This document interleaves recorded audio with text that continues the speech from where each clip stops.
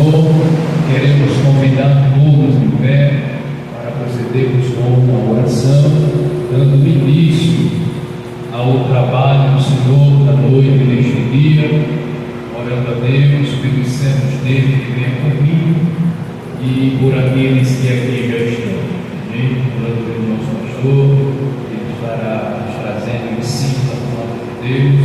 Vamos juntos bendizer o nome de Jesus. Glória a Deus. Querido Deus, Pai, em nome de Jesus, aqui estamos diante da Tua presença, te agradecendo, ó Deus, por esta oportunidade ímpar que tens concedido a cada um de nós. Continua com as Tuas mãos estendidas em favor do Teu povo, dos Teus filhos, aqueles que aqui já chegaram, aqueles que vêm a caminho. Traga-os em paz, seja o Teu servo, nosso pastor, que trará o ensinamento. Ajuda o Teu filho, Senhor, ser conosco nesta noite. Tudo isso te pedimos e te rogamos em nome de Jesus. Amém. Por esse meus irmãos, procederemos com os louvores congregacionais. Hino de número 322. 3, 2, 2. Vamos juntos bendizer o nome de Jesus. São as santas escrituras que nos conta de Jesus, o qual vindo das alturas fez brilhar nas trevas luz, para nos dar eterna vida. Até a morte se humilhou, tendo já vencido a vida, Deus o Pai o exaltou. Nunca mais vai ser ouvido outro conto de amor que converta o perdido e rebelde pecador, como o santo evangelho que nos fala de perdão e transforma o homem velho numa nova criação. Sobre a cruz foi derramado o seu sangue remidor, de uma lança transpassado foi o lado do Senhor, suas mãos e pé pregado com os travos sobre a cruz. Tudo isto me contaram da bondade de Jesus. Nunca mais vai ser ouvido outro conto de amor que converta um perdido e rebelde pecador, como o santo evangelho que nos fala de perdão e transforma o homem velho numa nova criação. Quero continuar ouvindo a história do Senhor, salvação estou fluindo deste conto de amor. Do juízo fui liberto, da condenação da dor. Pela Bíblia estou bem certo que Jesus é o Salvador. Nunca mais vai ser ouvido outro conto de amor que converta o perdido e rebelde pecador, como o santo evangelho que nos fala de perdão, que transforma o homem velho numa nova criação. Amém. Hino de número 306. A palavra de Deus é para mim um tesouro sem igual em valor. Fala do amor de Deus, do amor que não tem fim, mais precioso do que ouro é este amor.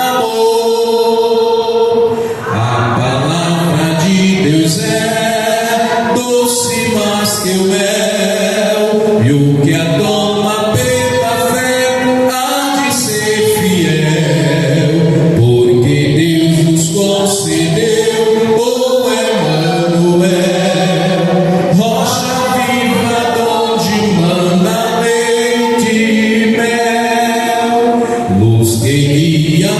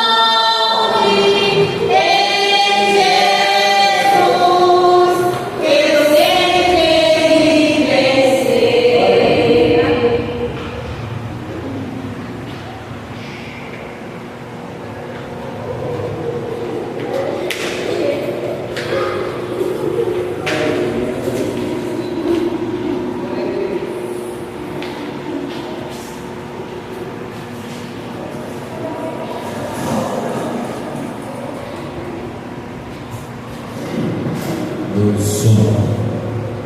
Glória a Deus. Cumprimentamos a igreja com a paz do Senhor. Amém. Vamos ouvir também as irmãs, todas as irmãs da Glória a Deus juntas, reunidas, em nome de Jesus.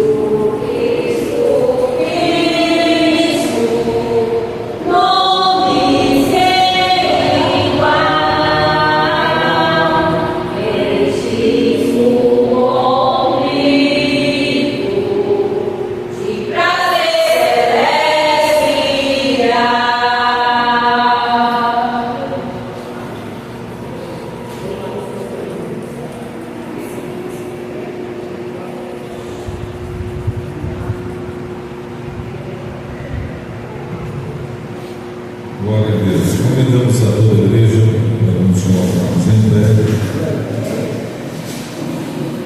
para procedermos com a leitura da palavra de Deus. Convidamos a todos para nos abrirmos a nossa Bíblia no Evangelho segundo escreveu Lucas, capítulo 9.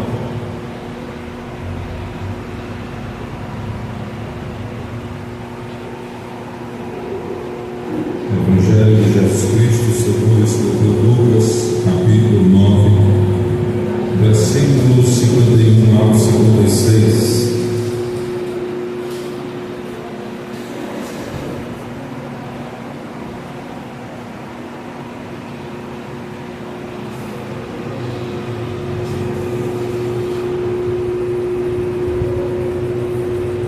Capítulo 9, versículo 51, diz a palavra de Deus. E aconteceu que, completando-se os dias para a sua assunção, manifestou-se o firme propósito de ir a Jerusalém.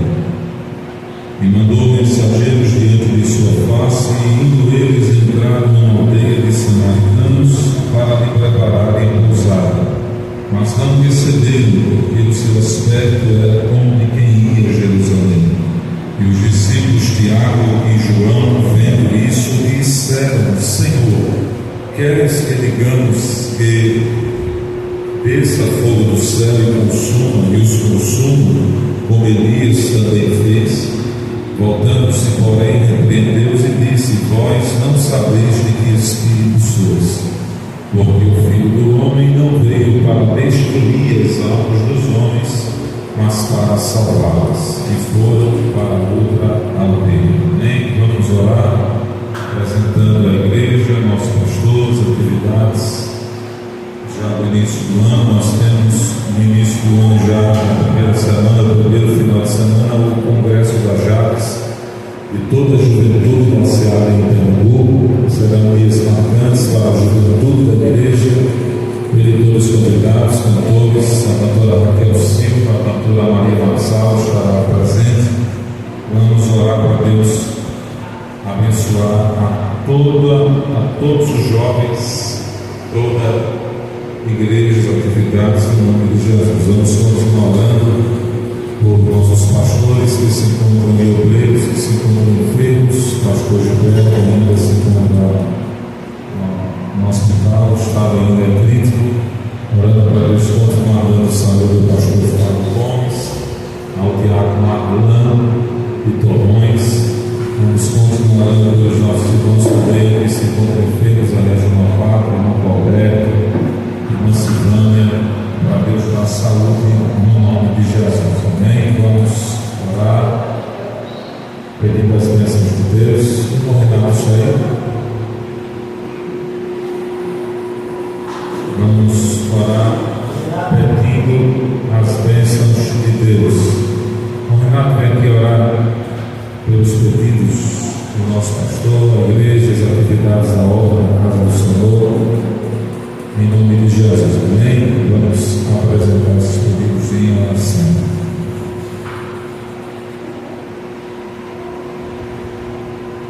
Saúde na palavra do Senhor. Amém. Quem mais necessita de oração?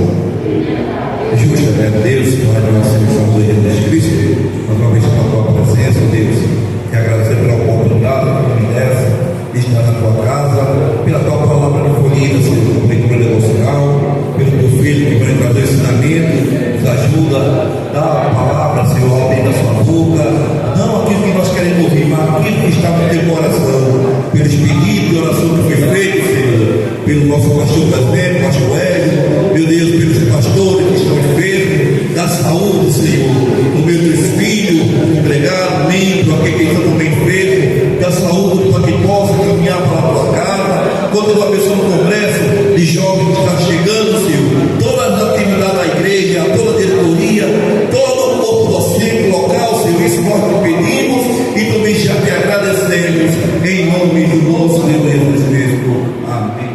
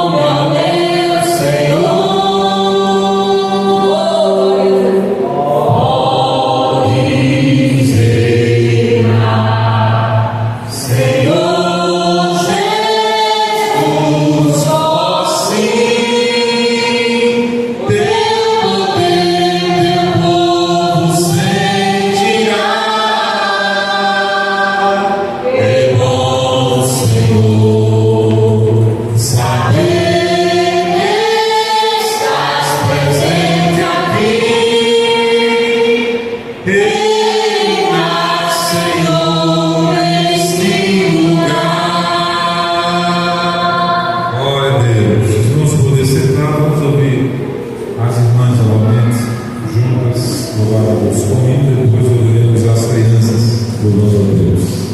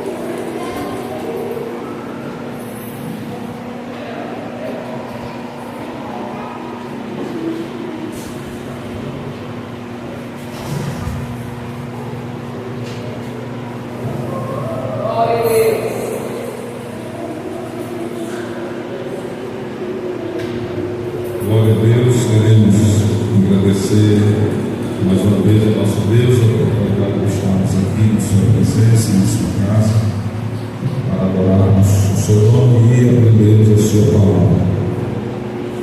Nós queremos, neste último culto de doutrina filiana,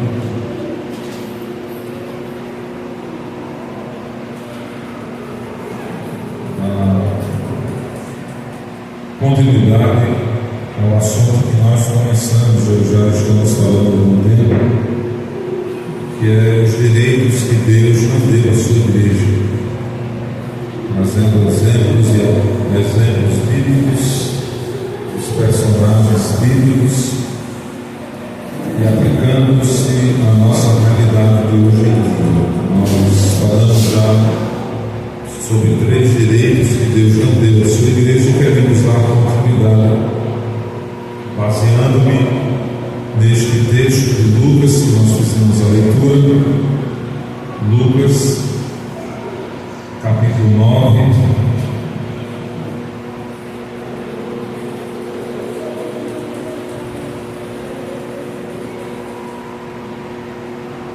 Lucas, capítulo 9, do versículo 51 ao 56. Nós estamos falando e abordando esse texto. Os irmãos,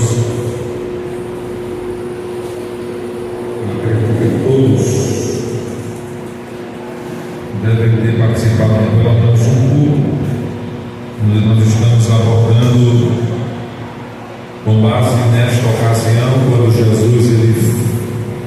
colocou o firme propósito de ir para Jerusalém, e a Bíblia diz que, enviando os mensageiros na frente para lhes preparar uma pousada em Samaria, os samaritanos não abriram as portas da sua casa para Jesus. E com base nesta ocasião, os discípulos, ou um dos discípulos, no caso João e Tiago, vendo visto esta situação, pediu para Jesus que eles pedissem fogo do céu para consumir e destruir os samaritanos. Jesus, vendo isso, olhando para eles, repreendeu-os e disse: vocês não sabem de que espírito vocês são. O Filho do Homem não veio destruir as almas dos homens, mas veio para salvar as almas dos homens. Com base nesta atitude dos discípulos, na palavra de Jesus, a gente está aplicando esta mensagem para a igreja hoje, tanto aqui como lá em Casa Amarela. Estamos abordando esse texto, falando sobre direitos que Deus não deu à sua igreja. Às vezes, na realidade cristã, nós observamos muitos cristãos armados, como se diz a história, até os dentes, cheios de direitos, julgadores, sendo damas muitas vezes de juízes, quando na verdade nem o próprio Cristo ele julgou quando ele veio aqui à terra. E às vezes nós vemos comportamentos estes e parecidos entre nós, e a gente precisa saber o que é que a Bíblia diz a este respeito, qual é o papel da igreja, qual é a função da igreja de um cristão, como servo de Deus que conhece a palavra, para não tomar algumas atitudes que os discípulos tomaram, não somente que os fariseus tomaram, mas que os próprios discípulos que andavam com Cristo tomaram atitudes, e Cristo os repreendeu neste sentido. Nós falamos aqui um dos direitos que Deus não deu à sua igreja, foi o direito de ser o maior. Diga assim: o direito de ser o maior. Direito de ser o maior. Falamos aqui, repetimos em outra doutrina, a gente não quer se apegar a esse ponto mais, que Deus não deu direito a ninguém na igreja de se julgar ser maior ou melhor do que o seu irmão. No corpo de Cristo, todos nós somos membros de um mesmo corpo, cuja cabeça é Cristo. O Senhor é Cristo, a cabeça é Cristo, todos nós temos a nossa importância no corpo. E esse tipo de sentimento que muitas vezes pairava no coração João pede a Jesus para que Jesus lhe desse o direito aos seus filhos, para que um assentasse a uma direita, a outra à esquerda, e Jesus não concedeu este direito. Jesus concedeu o direito para que eles pudessem participar do batismo, se referindo à morte, mas não concedeu o direito de se assentar à direita e à esquerda do trono, pois isso só compete ao seu Pai, disse ele naquele momento que estava nos céus.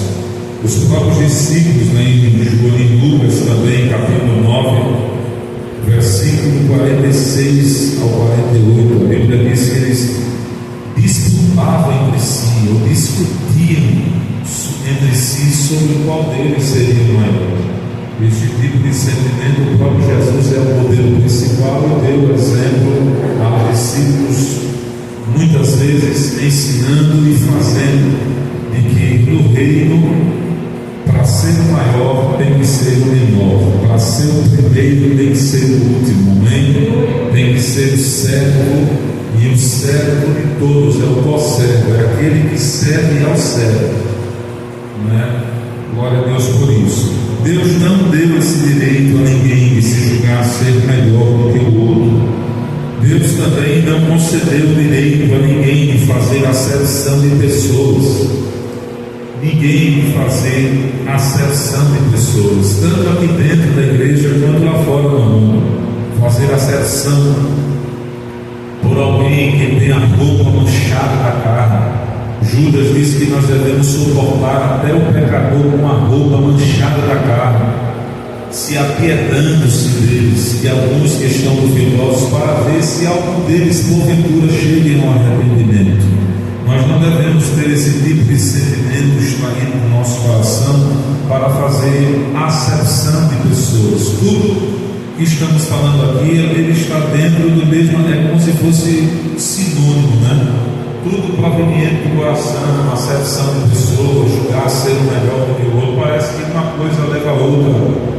E tudo isso que procede do coração, não, a Bíblia diz que nós devemos guardar. Fazer acepção de pessoas, o próprio Cristo, a gente mostrou que a acepção de pessoas com relação aos samaritanos começou lá desde a construção do templo, quando Zorobabel retornou com o povo judeu do cativeiro para a construção do templo e proibiram os samaritanos de participar também da construção. Explicamos aqui que os samaritanos é o povo judeu mestiço, é o povo judeu que é mesclado, ou o povo mesclado que se misturou, que se relacionou com outros povos, com outras nações, e daí surgiu este nome porque a capital do reino do norte era Samaria. De Samaria veio a palavra samaritanos, são judeus misturados que se relacionaram, e o povo judeu que veio da Babilônia não permitiu que os samaritanos participassem da construção, mas não permitiu por quê?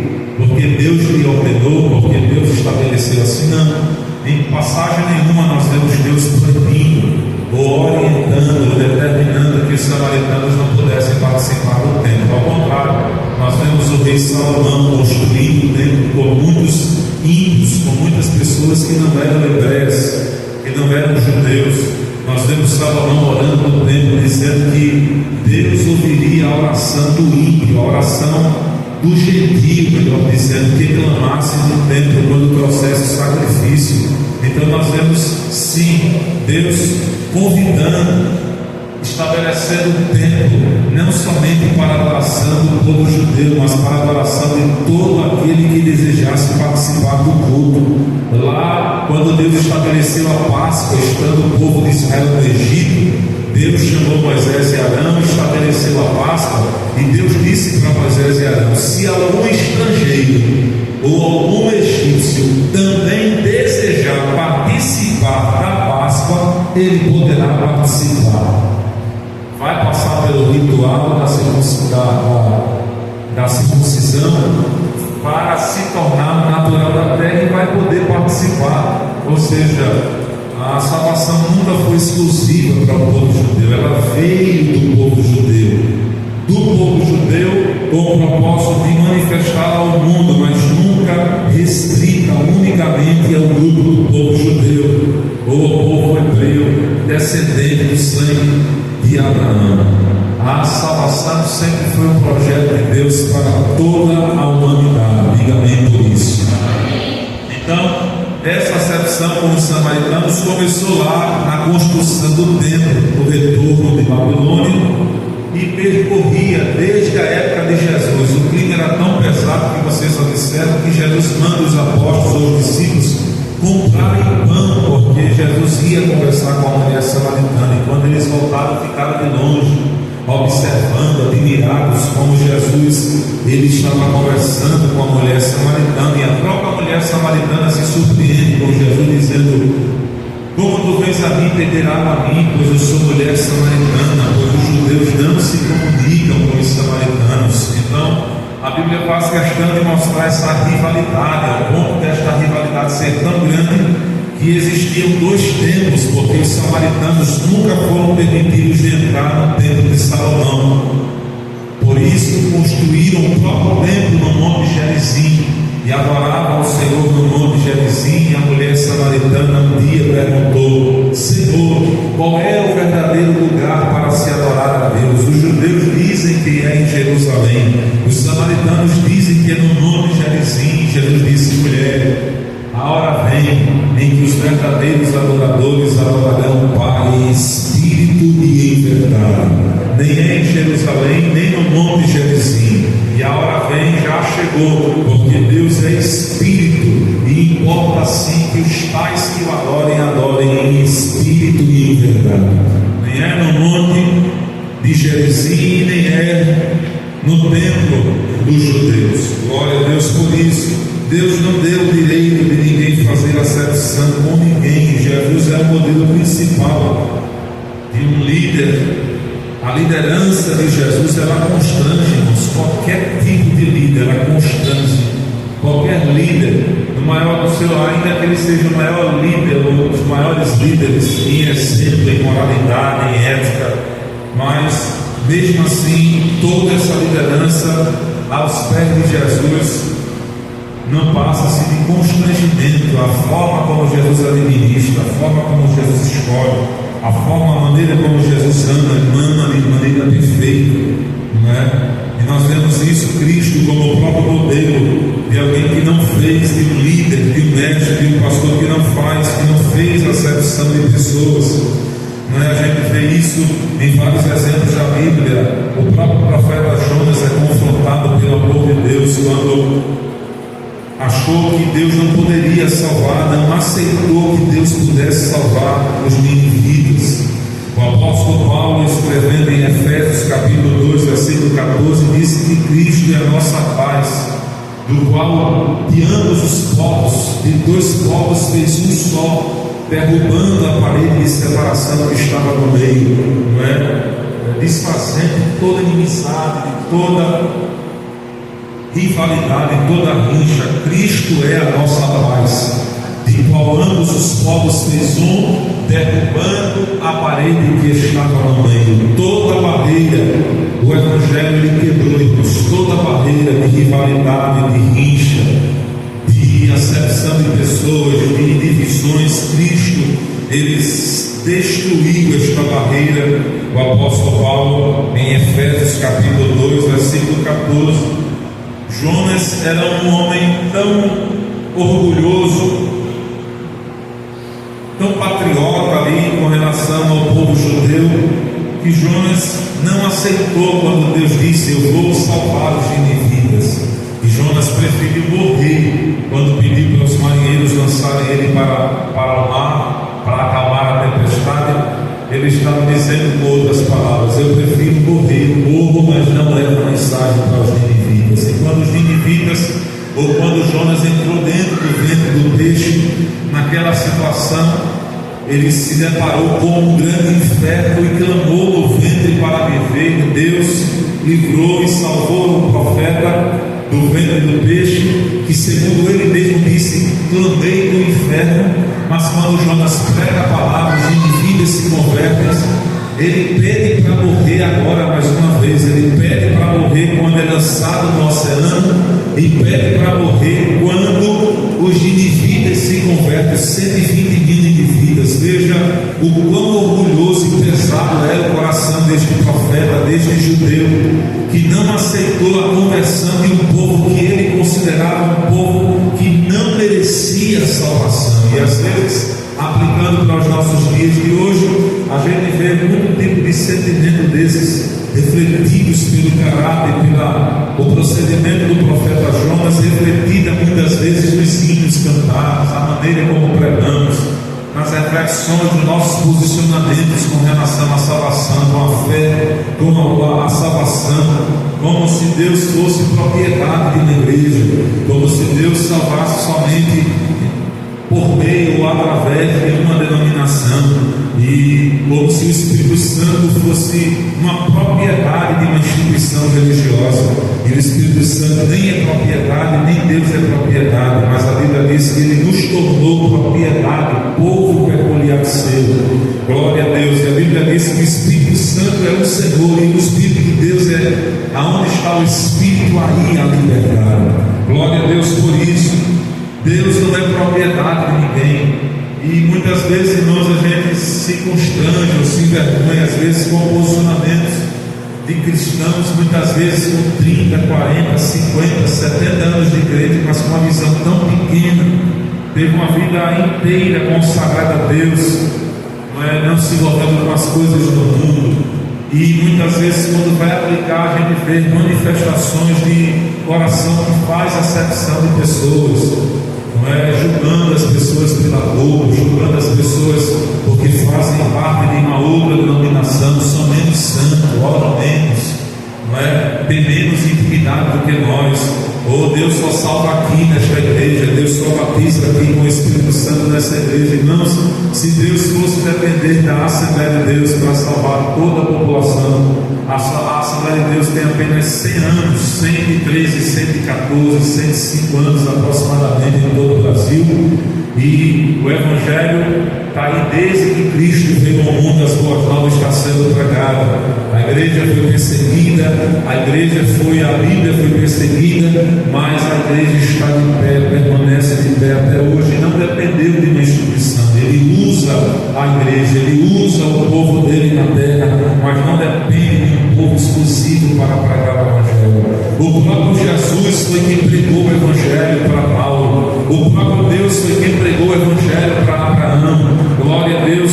Deus dá uma grande lição por meio do profeta Jonas, que convence a todo mundo, menos o profeta, da sua religiosidade. E às vezes a gente vê tanta gente, irmãos, com um espírito de religiosidade tão grande, um espírito de santidade tão grande, que a gente não sabe por que esse crente ainda permanece no nosso meio, porque ainda ele não foi arrebatado. É uma santidade tão elevada, tão altíssima, não é? É um sal no saleiro. E para que serve o sal se não for para salgar, não é? Para dar sabor, para conservar. E como é que o sal vai dar sabor? Como é que o sal vai conservar? Como o sal será eficiente se não tiver contato com uma carne, com um alimento, para conservar-se aquele alimento, com o feijão para dar sabor? E às vezes nós vemos tanta santidade e a gente enxerga um sal dentro de um saleiro que não sai de lá. Se o sal está dentro do saleiro, no armário, não se usa ele, não tem utilidade. É a mesma coisa que um sal em si, não presta para nada, a não ser para ser lançado fora e ser pisado pelos homens, como o próprio Jesus disse. Não tem função. É claro que a vida do crente deve ser equilibrada, a fala do crente deve ser temperada como sal, o proceder do crente, o testemunho do crente, a vida do crente deve ser como um sal, a função do sal. Nem pode ter muito sal e nem pode ter pouco sal demais, porque senão fica insossa a comida, e se colocar muito sal, tira o sabor da comida e estraga também o alimento. Assim é o nosso contato com as pessoas, o nosso relacionamento com as pessoas do mundo. Eu sou salvo, sou crente, sou separado, não ando com ninguém, não me envolvo com ninguém, não brinco com ninguém, não me relaciono com ninguém, e fica aquele sal dentro do saleiro, e quando vai pregar o Evangelho, as pessoas já não querem ouvir, porque já julgam, já criou-se um bloqueio na forma dele proceder, de falar, não é? E quando na verdade nós poderíamos melhorar o nosso tratamento, o nosso relacionamento, e muitas vezes ganhar até pessoas com o nosso proceder, porque uma palavra do cristão, a vida de um cristão, fala muito mais alto do que 1000 palavras que a gente possa dizer, principalmente em ambientes onde pessoas nos conhecem, onde pessoas nos veem diariamente. Com certeza, irmãos, a nossa vida, a nossa atitude, o nosso procedimento, principalmente em ambientes que a gente já é conhecido, a gente é visto diariamente, muitas palavras não vão adiantar, mas o procedimento, o andar, o comportamento, o proceder, neste movimento de ir e vir, de estar, de envolver-se, de relacionar-se diariamente, Deus cria oportunidades para que você pregue a palavra no momento certo, traga a palavra, faça uma oração. Deus cria oportunidades. O próprio pecador vai pedir, a pessoa vai pedir oração e a oportunidade vai surgir, você vai ali pregar a palavra. Mas o camarada que é tão santo, tão bravo, ignorante, fechado, quando ele vai pregar, as pessoas nem escutam mais, irmãos, porque já reprovam sua atitude, seu comportamento, a sua forma de julgar, de reprovar, de doutrinar o pecador. Não se doutrina pecador, não se doutrina pecador, se doutrina a igreja. E às vezes nós percebemos este problema na nossa pregação. Quando a gente vamos pregar, nós queremos doutrinar os pecadores. Não se doutrina pecador. Às vezes pessoas que são de admirar na sua ousadia, nas ruas, né? Se levantam em ônibus, às vezes em praça pública, mas às vezes a gente vê palavras mais de juízo, de condenação, doutrinando o pecador do que falando de Cristo, do que pregando o Evangelho de Cristo. Às vezes é mais em cunho doutrinário para pecador, doutrinando o pecador a maneira como deve se vestir, o que deve levar para casa, o que não deve fazer, não deve adorar Maria, não deve levar a bebida para sua casa, e é tanta coisa. E a gente vê que a função do Evangelho não é doutrinar o pecador. Agora, quando o pecador se converte, entrega a vida para Cristo, vem para a igreja, começa a doutrinação, começa a doutrina, começa a Bíblia, o ensino da palavra. E a Bíblia diz que conhecereis a verdade vos libertará. Ele vem do culto, ele aprende na escola bíblica, ele aprende no culto de ensino, ele aprende no discipulado, e assim vai formando o seu caráter dia a dia até chegar à maturidade de um varão perfeito. Deus, irmãos, não deu direito de ninguém julgar a aparência ou fazer acepção de ninguém. Deus, ele usa quem ele quer, Deus salva quem ele quer. Glória a Deus por isso, como aconteceu com o próprio apóstolo Paulo. Ananias, quando Deus fala com Ananias para dizer, vai na casa de Judas, ele vai na casa de Judas. Ananias, Senhor, este homem que pediu cartas para ir para Damasco, perseguir o teu povo. Deus disse, é esse mesmo homem. Mas esse homem era assim, porque Paulo agora é um homem escolhido, um vaso escolhido para pregar meu nome, o meu evangelho entre os gentios. Eu vou mostrar a Paulo quanto ele ainda vai padecer pelo meu nome. O próprio Ananias fazendo acepção de Paulo por causa do seu passado. E às vezes fazemos isso também, julgamos a aparência, fazemos acepção por causa do passado das pessoas. Deus não deu direito à igreja também de julgar a aparência de ninguém. Não deu o direito de sermos o maior, de fazermos acepção de pessoas, julgarmos a aparência. E falamos aqui, eu me lembro na outra doutrina, nós falamos sobre o direito que Deus não deu de julgar a aparência. Falamos do exemplo de Samuel, quando se apegou à aparência do líder Saul. Quando Samuel, Deus deu uma lição na casa de Jessé, quando julgou a aparência dos irmãos de Davi. E Deus dá uma lição ao homem de Deus na casa do homem de Deus de Jessé, quando Jessé traz todos os seus filhos e nenhum deles é aprovado, e Samuel certamente está perante o Senhor o seu ungido. E no final, não tendo mais ninguém à sua vista, ele perguntou, ainda falta mais algum? Ainda tem algum mancebo da tua casa para que a gente saiba? E Jessé disse, ainda tem, mas é o menor e está apacentando as ovelhas. Traga ele, porque ninguém vai se acertar. Ele usa de lógica, porque Deus não disse o nome de Davi e nem disse que era Davi, mas todo filho de Jessé que se apresentava, ele dizia, certamente é este. Aí passava, não era. Aí dizia, certamente é este. Aí Deus disse, não é isso também, nós olhamos para a aparência. Aí Como acabaram-se todos os que foram apresentados, ainda resta alguém, Jessé tem menor. Aí ele usa de lógica, não é que Deus revela, ele usa de lógica. Então, ele só pode ser isso. Ele disse que não vai chamar ele e ninguém vai se assentar na mesa enquanto ele está aí, que está faltando não chegar para a gente conhecer ele. E o que dá a entender no texto é que quando Davi se apresenta, ele se senta. Parece que ele fica lutando com Deus até o final, Samuel, quando olha a aparência, porque Samuel disse assim: ninguém se assentará na mesa enquanto este não chegar. E quando Davi chega, Deus fala com Samuel: levante-se e unge ele, porque este é o meu escolhido. Parece que Deus está dando uma lição ao homem de Deus. Deus poderia ter contado já o nome de Davi, o que ia acontecer, para dar uma lição apenas a Jessé, o pai de Davi. Mas Deus deu lição aos irmãos de Davi, ao pai de Davi e ao próprio homem de Deus, Samuel, que estava apegado às aparências, aos talentos de Saul. E Deus disse: até quando terás dó de Saul, havendo eu rejeitado, para que não seja capitão do meu povo? E na casa de Jessé, Deus dá uma lição para Samuel, e a lição foi essa: tu olhas para a aparência, mas eu, Senhor, olho para o que está dentro do coração do homem, eu olho para o interior. E Deus ensina isso ao homem de Deus. Este direito, irmãos, Deus não deu a ninguém, a sua igreja, de julgar a aparência. Falamos aqui do exemplo de Saul, de Eli, o sacerdote, que julgou a aparência de Ana, somente olhando para os lábios de Ana, orando no templo. Ele já julgou, já criou toda uma história sobre a sua vida, só olhando para os lábios de Ana.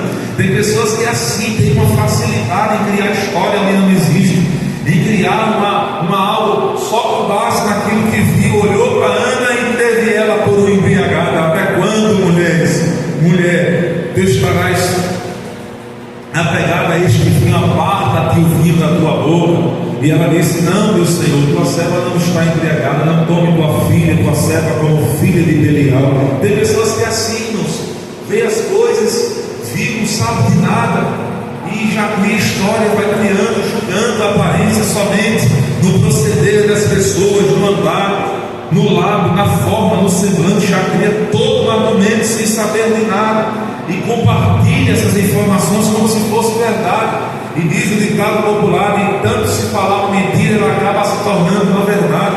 A verdade, ela se distorce, irmãos. A gente vai compartilhando a verdade com um e com o outro. Quando chega no final, ela já está distorcida, diferente de como ela foi realmente falada, pronunciada. Imagina a mentira contada. É terrível, irmãos, a situação. E Deus não deu esse direito de ninguém julgar a aparência. João 7,24: não julguei segundo a aparência. Eli julgou a aparência de Ana. Josué se enganou com a aparência dos gibeonitas, não é?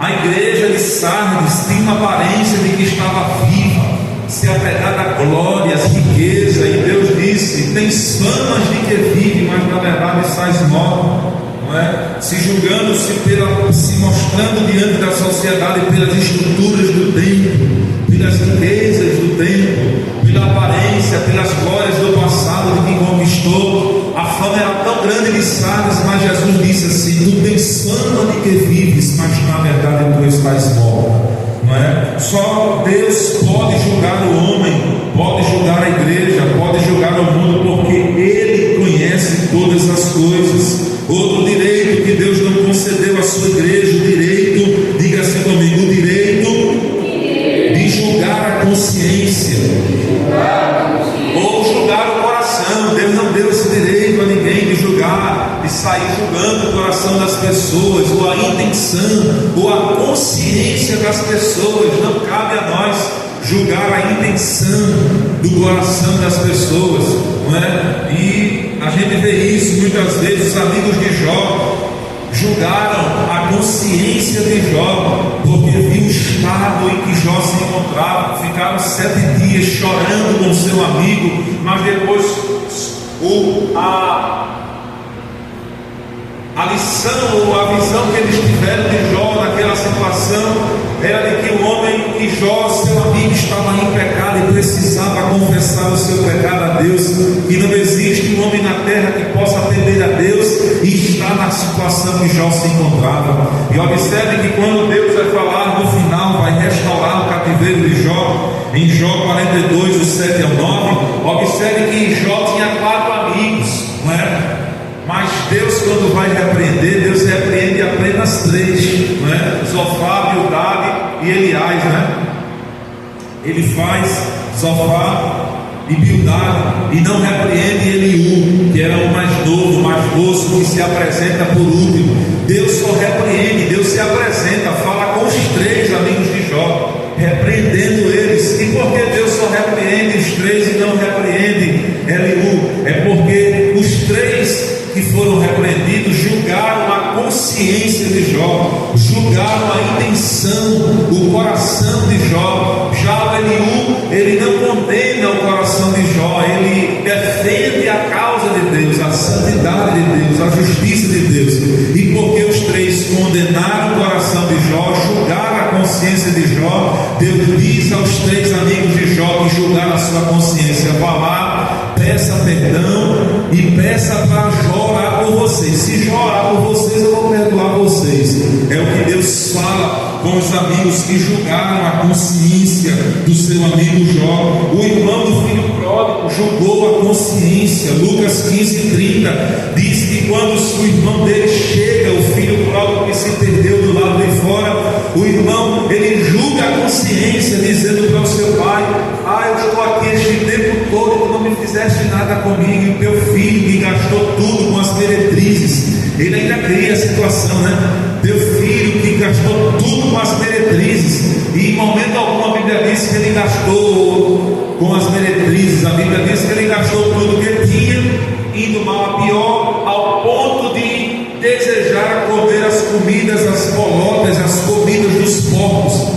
Mas quando o amigo retorna, o irmão retorna, o que estava dentro de casa, orgulhoso, soberbo, cheio de prepotência do coração, julgou o coração do seu próprio irmão, que retornou para casa, criando um monte de história por causa do estado em que ele se encontrava. Nós vemos também o julgar da consciência, a mulher pecadora na casa de Simão. Também quando a mulher pecadora entra quebrando o vaso na casa de Simão leproso, e o dono da casa, o próprio dono da casa que havia convidado Jesus para estar em sua casa, não é? Quando a mulher se prostra, quebra o vaso e começa a adorar na presença de Jesus, o dono da casa disse assim no seu coração: este homem, se este homem fosse profeta, saberia que esta mulher que está aí de joelho é uma mulher pecadora. E Jesus, sabendo o que estava no seu coração, Jesus disse para ele: Simão, eu entrei em tua casa e tu não me recebeste com ósculo santo. Eu entrei em tua casa e não me lavaste os pés com água. Eu cheguei na tua casa e nem limpaste os meus pés. Mas esta mulher, desde a hora que chegou, não cessa de enxugar, de me servir, de enxugar, de lavar os meus pés com o vaso, com nada puro, enxugar os meus pés com o seu cabelo, a beijar os meus pés. Cheguei em tua casa e Jesus contou-lhe uma parábola dizendo: certo homem tinha 2 devedores, um que devia tanto e o outro menos, e foi perdoado tanto uma dívida quanto a outra dívida. Mas dos quais dos 2 amará mais?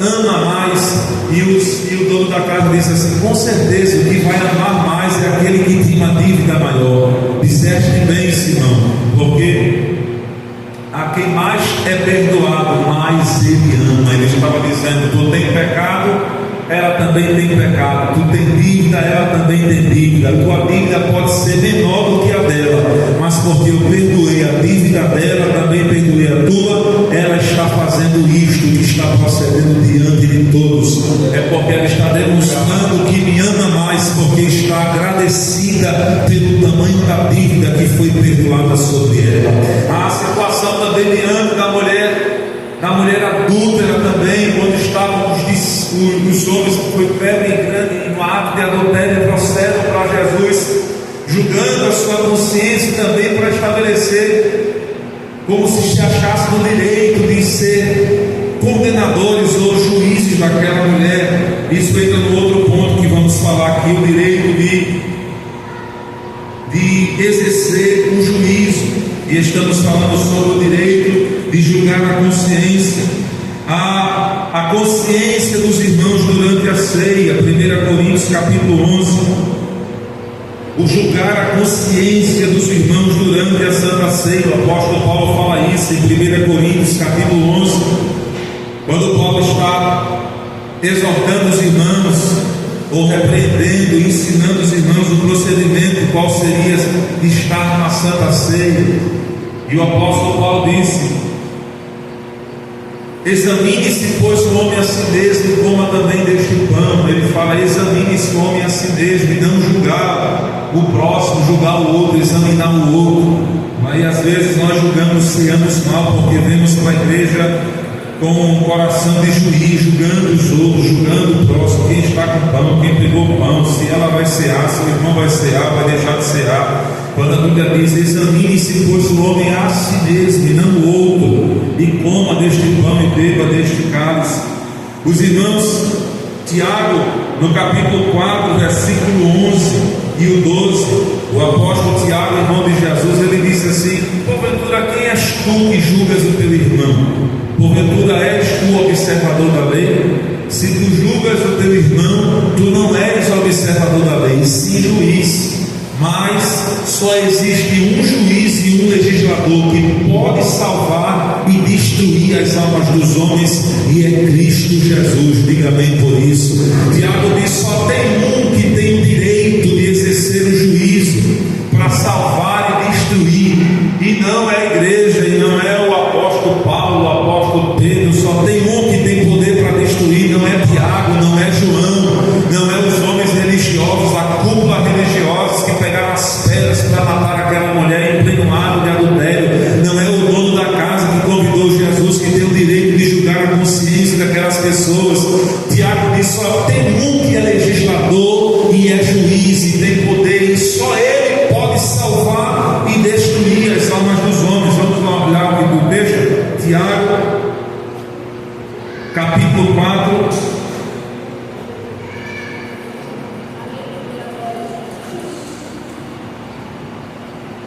Tiago capítulo 4, versículo 11 e o 12.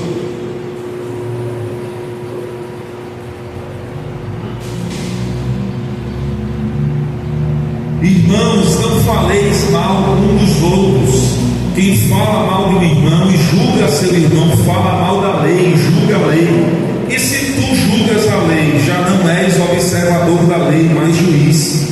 Há só um legislador e um juiz que pode salvar e destruir. Tu, porém, quem és que julgas a outro? Não é? Precisamos, irmãos, tomar consciência qual é o verdadeiro papel da igreja. E o papel da igreja nunca foi perseguir a ninguém. A igreja sempre foi perseguida. Eu nunca vi na Bíblia, nos 30 anos de registro do Dr. Lucas, no livro de Atos dos Apóstolos, nunca vi a igreja perseguindo ninguém. Ao contrário, eu vi a igreja sendo perseguida. E quando a igreja era perseguida, a igreja ela não se defendia com armas políticas, a igreja não se defendia com arma de poder bélico, a igreja não se defendia em situações para querer confrontar ou revidar a perseguição. Ao contrário, eu vejo os apóstolos se alegrando, porque estavam sendo açoitados, estavam padecendo igual a Cristo foi, e eles sentiam privilegiados de também participar dos mesmos sofrimentos que Jesus também passou. Glória a Deus por isso. A igreja, ela não persegue a ninguém, ela é perseguida. Portanto, Deus não concedeu este direito a ninguém de julgar a consciência de ninguém. Glória a Deus por isso. Mas a Bíblia diz, irmãos, em Hebreus capítulo 4, versículo 12, que a palavra é apta para discernir os pensamentos, porque a palavra de Deus é viva e eficaz e mais penetrante do que espada aguda de dois gumes, e penetra até a divisão da alma e do espírito, das juntas e medulas, e é apta para discernir os pensamentos e intenções do coração. A Bíblia diz que o Pai é quem esquadrinha a mente e coração. 1 Crônicas 28, versículo 9. Davi instruindo seu filho Salomão, ele disse: tu, meu filho Salomão, conhece o Deus de teu pai e serve-o com um coração perfeito e com uma alma voluntária, porque esquadrinha o Senhor todos os corações que entendem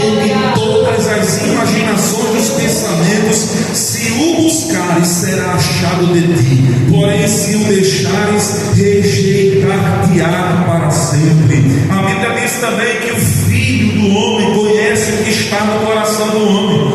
João capítulo 2, versículo 25, Jesus estando no templo, realizando muitos milagres, a Bíblia diz que muitos louvaram a Deus pelos milagres, mas a Bíblia diz, porém Jesus não confiava neles, porque Jesus sabia o que havia no coração do homem, não precisava de que ninguém testificasse o que estava no coração do homem, porque Jesus sabia o que estava no coração do homem. Só tem um que pode, irmão, julgar o coração do homem, e ele não fez isso.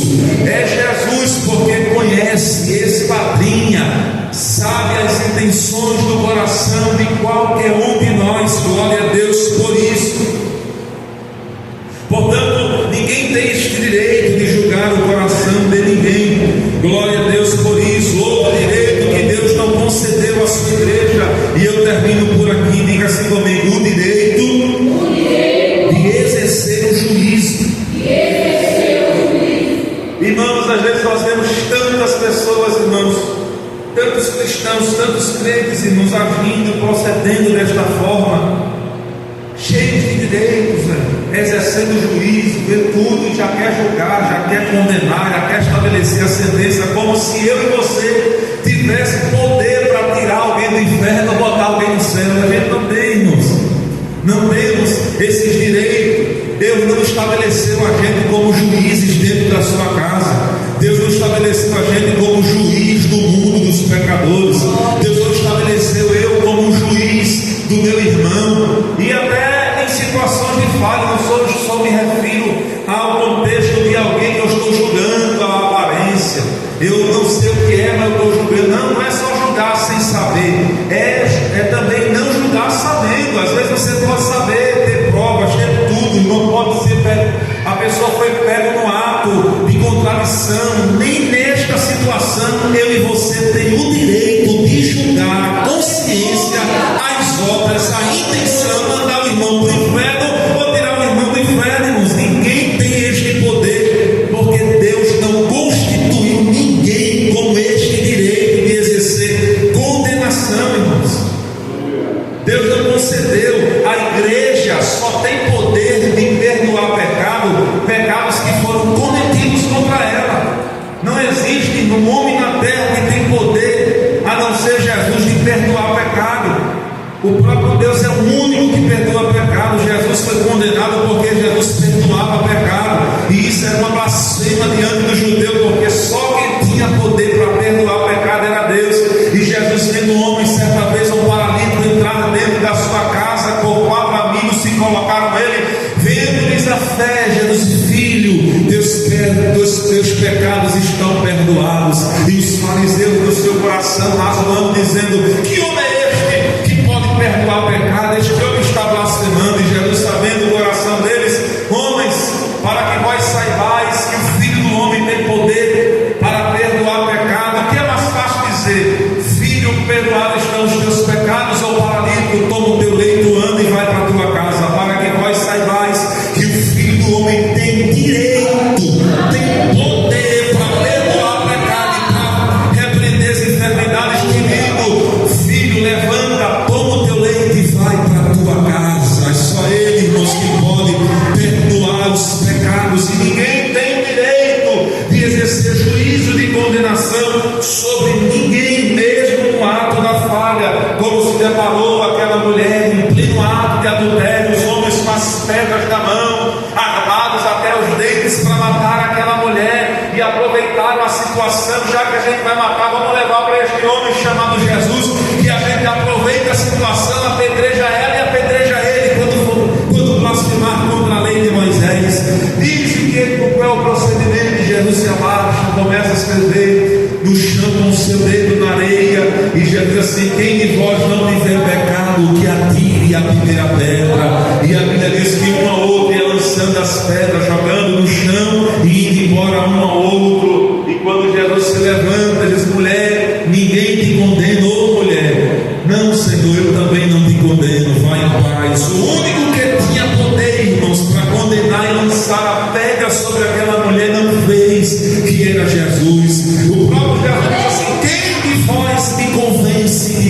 pecado.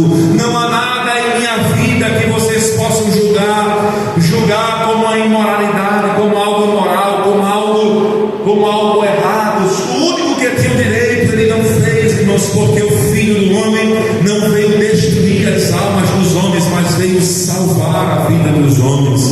João e Tiago pediu fogo para consumir os samaritanos.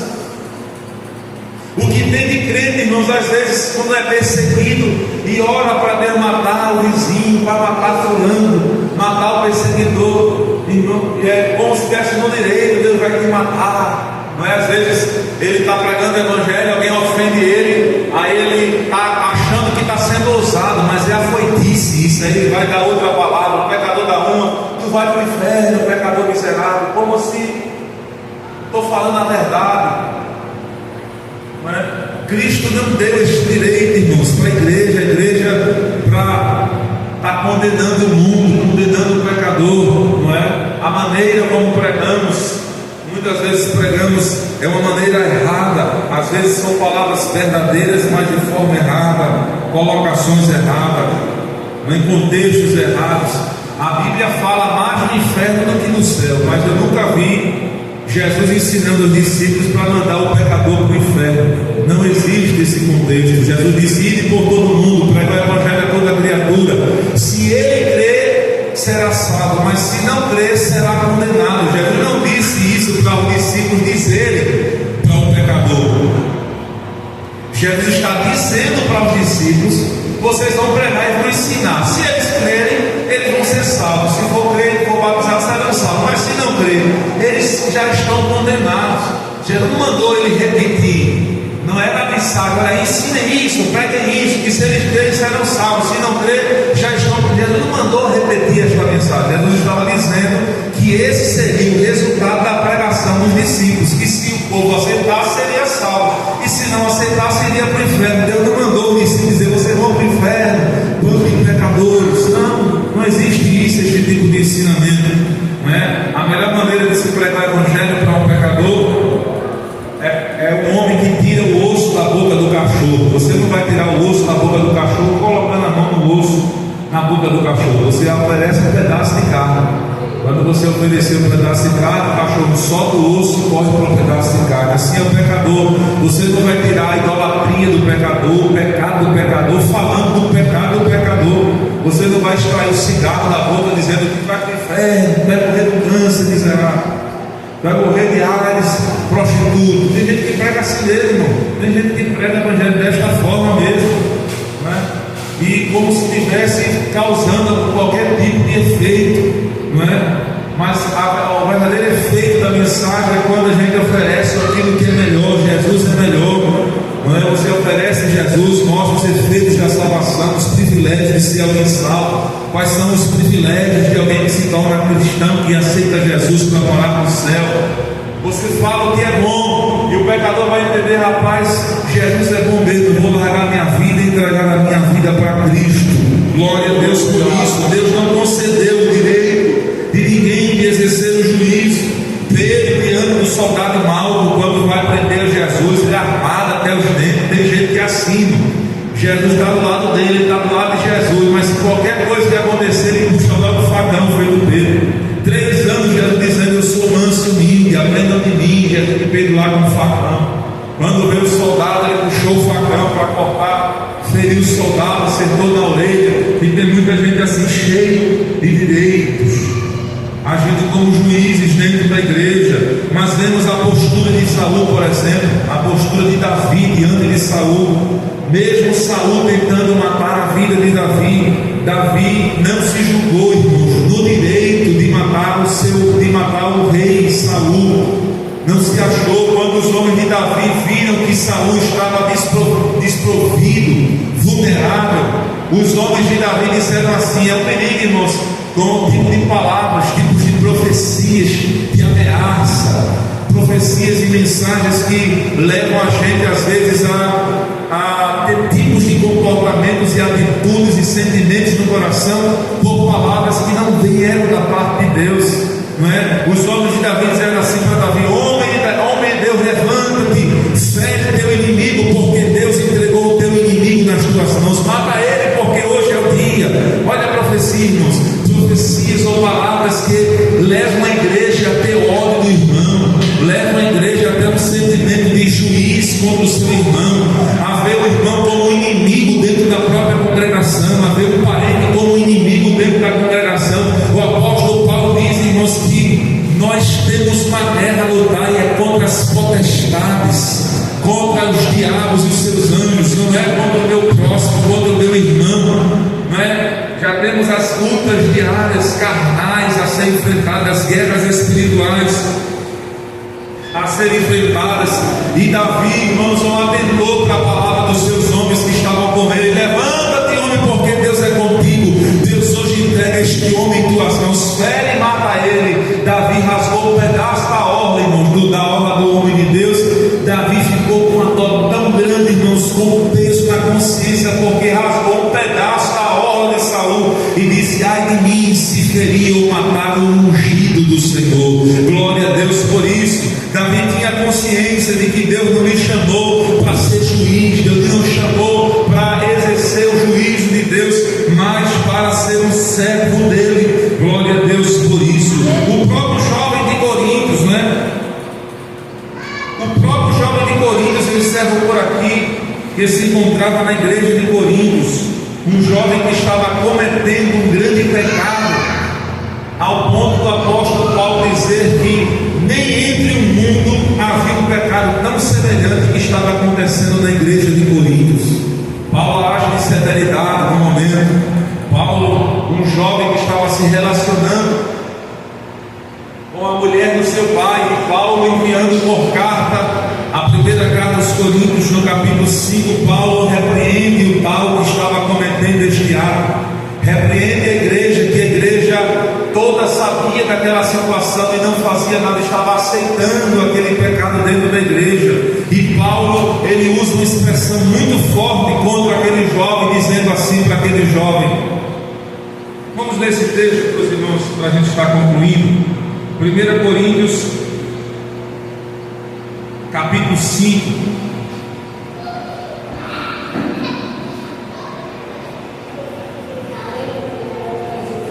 Coríntios capítulo 5, versículo 3: eu, na verdade, ainda que ausente no corpo, mas presente no Espírito, já determinei, como se estivesse presente, que o que tal ato praticou, em nome de nosso Senhor Jesus Cristo, juntos vós e o meu Espírito, pelo poder de nosso Senhor Jesus Cristo, seja entregue a Satanás para a destruição da carne, para que o Espírito seja salvo no dia do Senhor Jesus.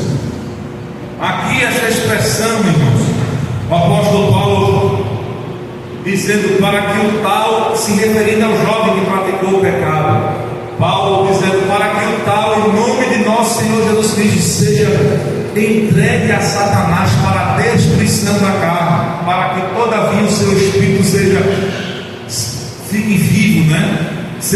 Para que seu espírito seja salvo. Paulo, irmãos, aqui ele não está, Paulo não tem o direito, como ninguém tem o direito, de mandar qualquer pessoa para o inferno ou para o céu.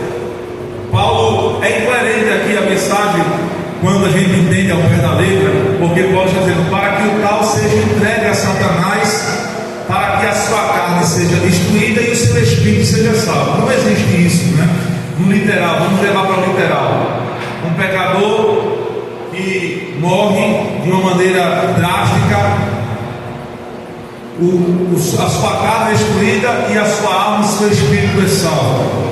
Aqui Paulo usa de uma palavra extrema para alguém que está no extremo do pecado. Aqui é uma palavra de choque do apóstolo Paulo, de um homem de Deus, para alguém que estava no extremo do pecado, sem consciência do que estava fazendo. É uma pessoa consciente da verdade, mas que está no ato da prática pecaminosa. Paulo diz que o pecado daquele jovem estava contaminando toda a igreja de Coríntios. Era uma situação alarmante, um pouco de fermento leveda toda a massa. E Paulo vai usar aqui uma palavra extrema para causar um choque para aquele jovem, dizendo assim: é como se Paulo estivesse dizendo assim: olha, tu não serves a Deus, o teu Deus é Satanás, Satanás queimando, a tua vida será destruída. Eu conheço um presbítero, um amigo meu, que esteve em uma casa, para concluir, são 9 horas e 4 minutos.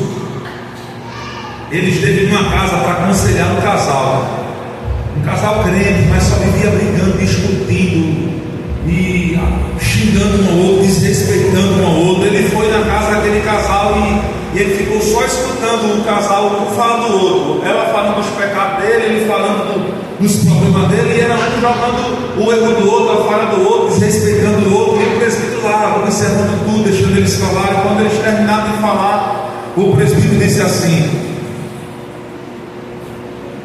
ore por nós, presbítero. Ele disse assim: olha, Jesus não está nesta casa, sangue de Cristo tem poder, tá não. Aqui nessa casa quem reina é Satanás. Aí eu acabava, sangue de Cristo tem poder, meu casamento é de Jesus. Não, Satanás reina na cozinha, Satanás reina na sala, Satanás reina no quarto de vocês, reina no banheiro, reina em tudo aqui. Com essas atitudes e comportamentos, eu quero dizer a vocês que Jesus está longe dessa casa há muito tempo. Quem reina aqui é Satanás. Quando ele falou isso, o casal entrou em choque. Ele entrou em choque. Aí já mudaram o comportamento, sentiram o peso da palavra, foram se quebrantando. Aí o presbítero foi mostrando a palavra, mostrando, daqui a pouco dobraram os joelhos, fizeram a reconciliação ali naquele momento. E Paulo faz uma palavra de choque para alguém que está cauterizado a consciência. E Paulo diz assim: para que o tal, eu estou ausente, não estou aí não, mas eu ordeno que o tal seja entregue, esse jovem que cometeu, seja entregue a Satanás, para quando ele receber as notícias, ele sinta o peso da palavra extrema do homem de Deus, para que ele acorde da situação em que ele se encontra. E quando a gente vai para a segunda carta aos Coríntios, no capítulo 2, Paulo pede agora para a igreja perdoar esse jovem. O jovem que Paulo usa a palavra dura, Paulo diz assim: perdoe o tal, assim também como eu perdoei, não é? Para que nós não sejamos vencidos por Satanás. Perdoe o jovem, ele foi separado, foi afastado da comunhão, mas retorne ele, não deixe ele por muito tempo sem comunhão, para que o diabo não entre em ocasião e destrua a vida dele. Retorne ele à comunhão, é o que Paulo está dizendo. Perdoe ele, assim como eu também já perdoei. Restitua ele, para que Satanás não entre, não veja a ocasião em nossos corações, porque não perdoamos este irmão no meio da congregação. Amém? Vamos ficar em pé todos. Deus não concedeu o direito a nós de sermos juízes dentro da sua casa. Quando vimos ou nos depararmos com alguma situação, irmãos, de qualquer irmão que se encontra em contradição, vamos orar a Deus, vamos pedir orientação, vamos seguir o melhor caminho, a melhor forma, o melhor procedimento, para tentar resgatar o nosso irmão ou a nossa irmã que venha cair em ato de contradição, que venha falhar. A Bíblia diz que todos nós estamos sujeitos, não existe superioridade com relação à natureza pecaminosa. Às vezes nós criamos uma concepção que o homem de Deus, o líder, o pastor, o evangelista, o presbítero, o dirigente, o obreiro, o diácono, ele é superior a nós, né? Eu estou mais sujeito que sou membro a cair do que ao meu pastor. Não, irmãos, não existe superioridade com relação à natureza pecaminosa. Todos nós estamos sujeitos a falhas, a erros, a cair. A Bíblia diz: aquele que está em pé, olhe para que não caia. Davi, grande homem de Deus, caiu em contradição, não é? E grandes homens de Deus também. Todos nós velamos em oração uns pelos outros. Caso alguém se prostrar, vamos ser instrumentos de Deus para levantar, não para terminar o velório, não para levar para o cemitério e sepultar o nosso irmão com palavras que, se você talvez se comportasse de outra maneira diferente, poderia resgatar e salvar aquele seu irmão e aquela sua irmã. Nosso pastor Hélio contou agora em uma reunião dizendo que uma irmã lá da sede Sucupira, um casal, entrou em separação, prejuízos. A mulher foi lá para fora para o mundo, se desviou, não é? Foi para as festas, e quando e quando o pastor entrou em contato com ela para falar com ela, ela disse assim: pastor, diga a irmã Edjane que não desista de mim. Diga a Edjane que não desista de mim, não desista de mim. Continue orando comigo, ela não desista de mim. Ela lá presa naquela situação, mas a alma dela clamando, irmãos, por salvação, por restauração. Diga a irmã Edjane que não desista de mim. E este casal foi restituído, voltou novamente. São crentes, estão fazendo parte de outro ministério, porque ele se sentiu um pouco constrangido com a situação que foi exposta. Ele mesmo expôs a situação dele nas redes sociais, e ele se sentiu um pouco constrangido por ele mesmo se expor ao ponto do que se expôs, e passou pela disciplina, retornou à comunhão, está fazendo parte de uma outra igreja com a sua esposa, está caminhando importante com Deus, amém? Vamos orar agradecendo o trabalho. Deus continue abençoando a todos em nome de Jesus. Esta semana será os últimos dias de cultos do ano, né? Hoje o culto de ensino, amanhã o último ciclo de oração, quinta-feira a última EBD e sexta-feira a última oração para a campanha. Ficou estabelecido o ciclo de oração? Na quarta-feira unifica todos da Urbano do Irueira aqui e o A2 no Casa Amarela lá. Semana que vem, após a virada, dia 3, na quarta-feira, faremos um trabalho de ciclo de oração unificado aqui em Olinda, Olinda com Torre Salvão, né? E lá em Casa Amarela, o ciclo de oração, que na segunda vai para terça, vai ser. Oi? Na quarta. Tudo na quarta, né? Vai ficar tudo na quarta.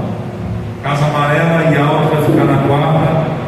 E aqui Olinda, Torre Salvão também na quarta-feira, unificado, primeira semana de ano, para juntar todo mundo e orar. E a primeira semana, já na sexta-feira, começa o congresso de jovens em nome de Jesus. Quem tem seus filhos, vamos organizar para entrar toda a juventude para estar orando a Deus em sucumbido. Vamos orar agradecendo. O diácono Vinícius está orando em nome de Jesus.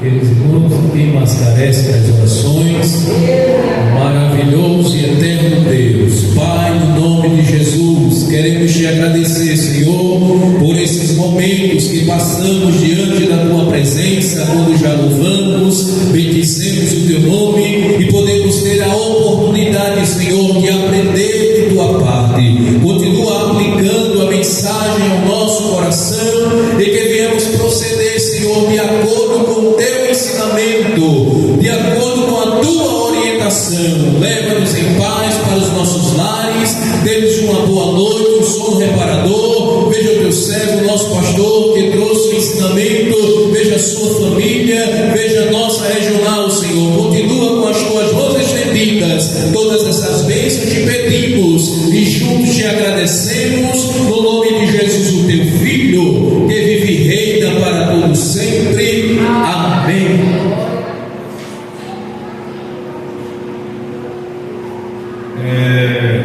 Para os irmãos que nós não nos vimos, né, tanto no culto de Natal e provavelmente no culto da virada também, nós estaremos provavelmente em Casa Amarela. Nós queremos desejar a todos os nossos irmãos um feliz Natal e um próspero ano novo. Deus abençoe a todos, a igreja, a família. Nós queremos agradecer em nome do nosso pastor, a todos da toda a igreja, a liderança, os obreiros que têm cooperado conosco juntos na seara, nosso pastor, ao lado do nosso pastor, na visão do pastor, unidos e amigos, trabalhando. Sabemos que os desafios são muitos, né, a enfrentar, mas o Senhor tem nos ajudado até aqui. A toda a igreja, os irmãos que compõem a direção dos trabalhos, um ano de trabalho para a glória de Deus. Vamos aí dar continuidade aos trabalhos para a glória de Deus e vamos juntos reunidos em nome de Jesus, amém?